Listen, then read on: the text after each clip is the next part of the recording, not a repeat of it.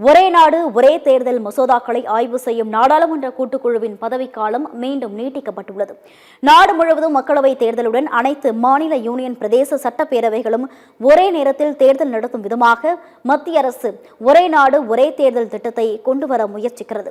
இது தொடர்பான மசோதா எதிர்க்கட்சிகளின் கடும் எதிர்ப்பையும் மீறி கடந்த 2024ஆம் ஆண்டு டிசம்பர் 17ஆம் தேதி மக்களவையில் தாக்கல் செய்யப்பட்டது.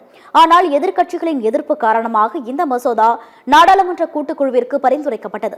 அதன்படி ஒரே நாடு ஒரே தேர்தல் மசோதா பற்றி ஆராய பாஜக நாடாளுமன்ற உறுப்பினர் பி சௌத்ரி தலைமையில் நாடாளுமன்ற கூட்டுக்குழு அமைக்கப்பட்டது. இந்த குழுவில் பல்வேறு கட்சிகளைச் சேர்ந்த 39 பேர் இடம்பெற்றுள்ளனர். இந்த குழுவினர் நாடு முழுவதும் ஒரே நேரத்தில் தேர்தலை நடத்துவது தொடர்பாக அரசியலமைப்பு சட்ட வல்லுநர்கள், பொருளாதார நிபுணர்கள் உள்ளிட்டோரை சந்தித்து பல்வேறு ஆலோசனைகளை பெற்றுள்ளது. இந்த நிலையில் இந்த கூட்டுக்குழுவின் பதவிக்காலத்தை 2026 பட்ஜெட் கூட்டத்தொடரின் கடைசி வாரத்தின் முதல் நாள் வரை நீட்டிக்கப்பட்டுள்ளது.